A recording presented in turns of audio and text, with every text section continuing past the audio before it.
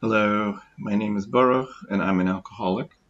Welcome back to my ongoing series of taking you through the 12 steps with biblical verses. We're going through the book of Genesis. Today we're going to talk about the third step as it relates to inspiration from the book of Genesis.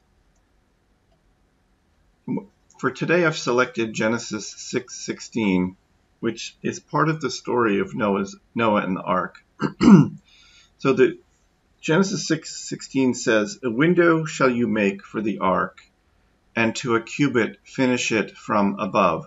So this is part of God's instruction to Noah. I'm sorry, in Hebrew it's Noah. So sometimes I call him Noah. God gives detailed instructions to Noah on how to build the ark, how big to make it, how many doors it should have, how many levels it should have, and he tells Noah that there should be a window for the ark. And one of the interesting things is, we don't know what the ark looked like, obviously, but there's a lot of commentary from our ancient sages about what this actually looked like. And there's several theories on what it was. One is that there was just a window. The other is that it was some sort of skylight, that it was a window at the top of the ark that let light in. Another theory is that it was actually not a window, but some sort of special crystal that let light in, and that the crystal then pushed the light throughout the ark. And you have to kind of imagine the ark would be dark without this, right? It's a 3-level boat, so light had to get in somehow. But the question that comes up is why is God telling Noah to put an ark at looking up at the sky versus looking out the side, which is where most windows will look? And one of the answers is that God understood that Noah should not see the destruction of the world. He should be able to get light from looking up into a skylight, but not looking out. God understood that Noah, although he was a righteous man, was not able to handle seeing the world destroyed by the flood. In this way, God was protecting Noah, because Noah had a job to do. His job was to save his family, meaning humanity, and the animals. And he had to do this in a boat that he had built. This was enough work for Noah to handle. God did not want to saddle Noah with the additional task of watching the world being destroyed and all of the psychic and spiritual grief that would cause.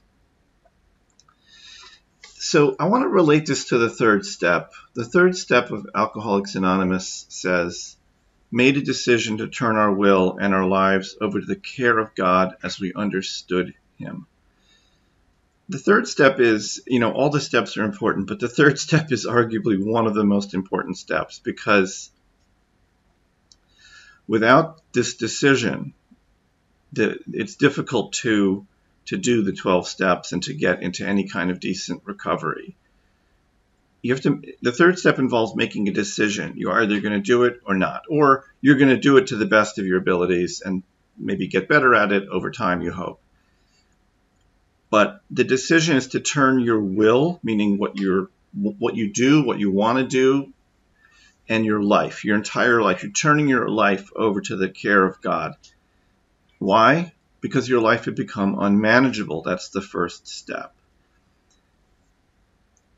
This is an all-important step, because if you've been sober, if you've had a good experience in sobriety so far, you'll see that turning your will and your life over to God will help you, because being sober is not always easy. I would argue that being sober and getting into recovery is a bit like getting into a big boat and going into a storm, kind of like Noah. Noah had to turn his life over to the care of God. Noah was a man of faith. He understood that God was providing him an opportunity to stay alive in the storm. And I think that maybe we can relate to that. Where our lives when we're drinking and using, are out of control, chaotic. We're in a storm with nowhere to turn. God has given Noah a boat. God has given us a vessel to stay safe if we turn our will and our life over to God. We can be the same as Noah, but at the same time, God further protects Noah by not letting him see the destruction of the world. And I think that there's a parallel to recovery here, which is that witnessing drunkenness and drug use and the other kinds of depraved behavior that we sometimes experienced or participated in or witnessed when we were drinking and using is not good for our recovery. It's better that we not see that. We should be like Noah in the boat with light, but not a visual of the destruction. There may be a time as we get further into recovery that we're strong enough to deal with the chaos and help people who are in trouble and get back into those bad environments. But certainly in early recovery, the less you can see of your old life, the better. And there's even a strange, like sort of perverse attraction that people sometimes have to their old life of drinking and using. This comes out in fourth steps. And I like to joke, I got sober in Los Angeles, and in Los Angeles, fourth steps sometimes read like a movie, like it's full of, car chases and police and prison fights, and it's like an action movie. Well, that may be fun to tell in a meeting, but the reality is it was all pretty bad, and some of these people are lucky to be alive. But there can be an attraction to the bad old days, and maybe it's better if we don't have a window to witness them. So here's some recovery thoughts based on the third step in this biblical verse. One question is, and this is in the workbook, have you ever had the experience of witnessing something you'd wished you had not? I think a lot of us have in our bad old days. These can be traumatic. People have seen bad accidents, crimes, medical disasters, emergencies. These can be traumatic. They can lead us to go back to drinking and using, making our drinking and using worse. Did you feel the need to see everything and everyone all the time? This is another aspect of addictive behavior sometimes. Like you have a compulsion to experience everything, and maybe it's not good for you.